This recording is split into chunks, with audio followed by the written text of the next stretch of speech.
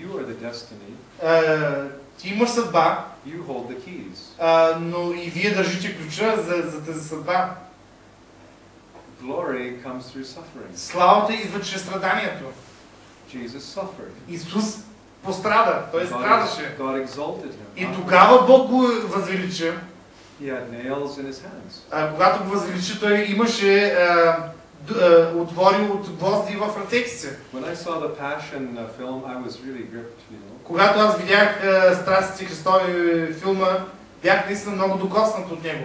You know, Jesus was whipped so horribly. Защото Исус беше бит с бич толкова ужасно.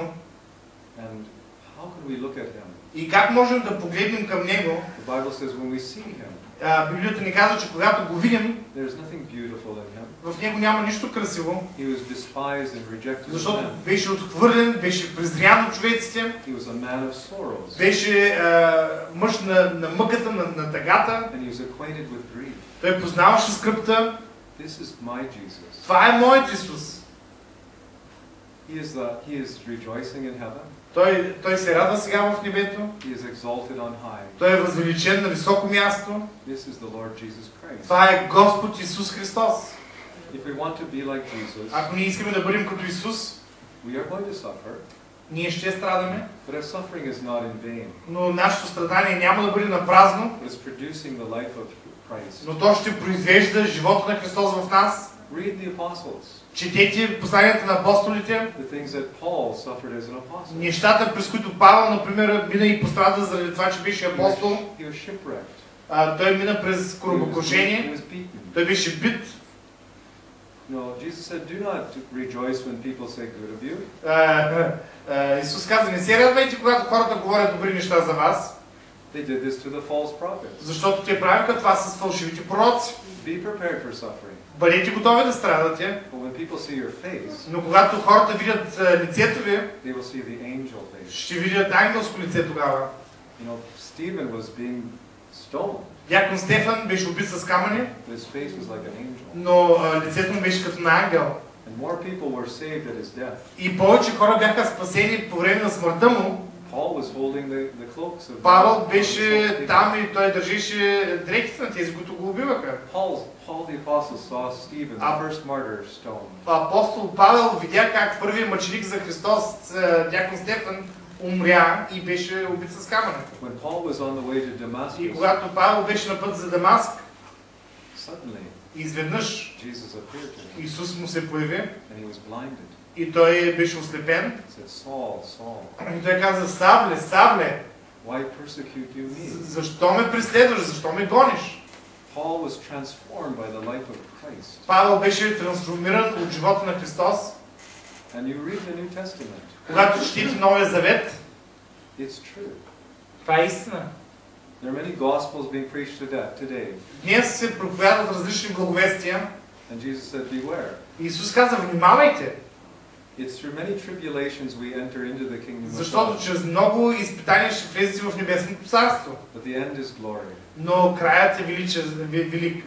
He said, our light affliction, which is for a moment, Нашето леко страдание, което е само за един момент, за един миг, is working for us an eternal weight of glory. изработва в нас вечната слава. But we look not at the things that are seen, И ние не гледаме към нещата, които се виждат, to the things that are unseen. но към тези неща, които не се виждат.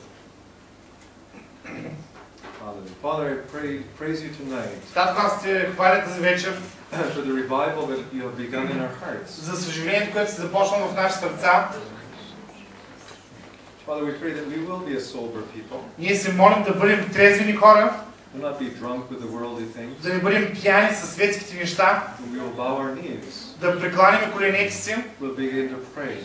и да започнем да се молим. And we want to be filled with the Holy Spirit. Ние искаме да бъдем изпълнени със Святия Дух. We want to be baptized in the Holy Spirit. Искаме да бъдем кръстени с Духа Ти. Father, we need a fresh baptism of your love. Ние се нуждаем с свежо покръстване с любовта Ти. I pray now that you'll fill us, Lord, Аз те моля сега Ти да ни изпълниш, Господи, with a sacrificial love. с тази саможертвена любов.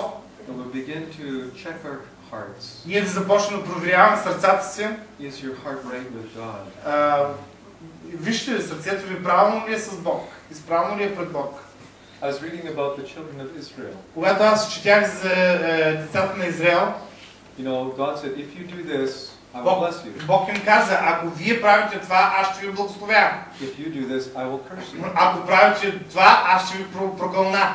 Sometimes we're blaming the devil for everything. Понякога ние твърдиме цялата вина и обвиняваме дявола за всичко, което става. If you read the 5th book of Moses, chapter 28, Но ако прочете петата книга на Моисей, 5-та глава, 8-та глава, talks about, if you do this, I will do this. там се казва и много ясно, ако правите това, аз ще направя това за вас. Tonight, go home and meditate on that scripture. Тази вечер приберете си вкъщи и размишлявайте върху тези стихове. But if you don't do that, Обаче после се казва, ако не правите тези неща, I will send this and I will send се казва, аз ще ви изпратя това.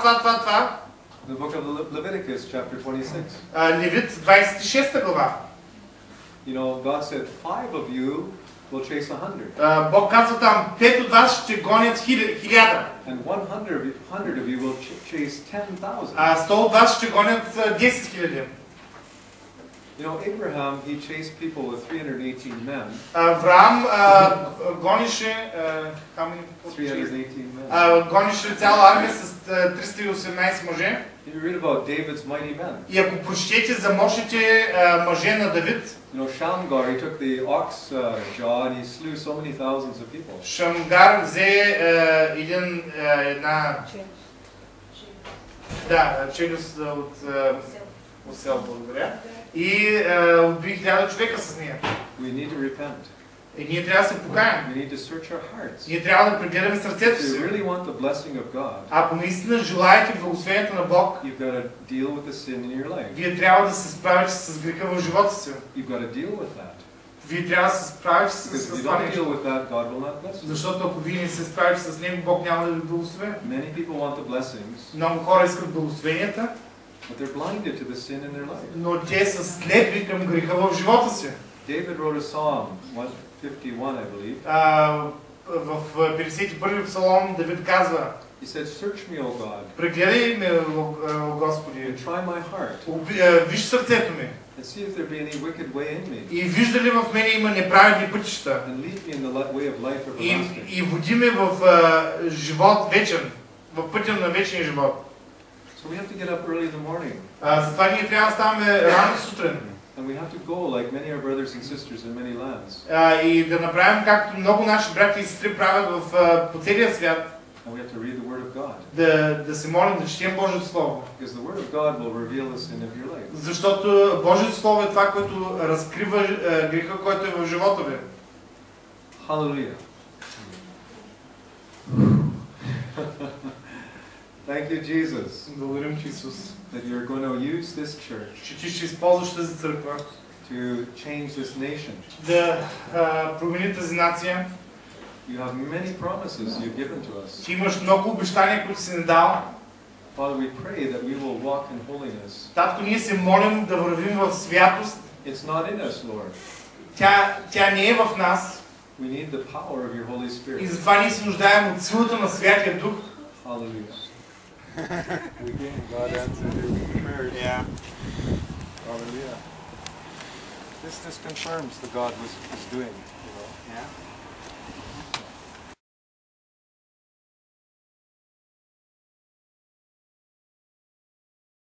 Yes, we are here on top of the palace, and this is the highest point of the palace grounds, and we're going to blow the shofar as a sign of the Lord's authority over this nation of Bulgaria. Сега ние сме в Царевец на най-високата точка в града и ще надуем шофара първо на север, после на запад, изток и на юг. И вярваме, че Бог това ще бъде като знак за благословение и изобилство в града и също за да спре корупцията в този град. Amen.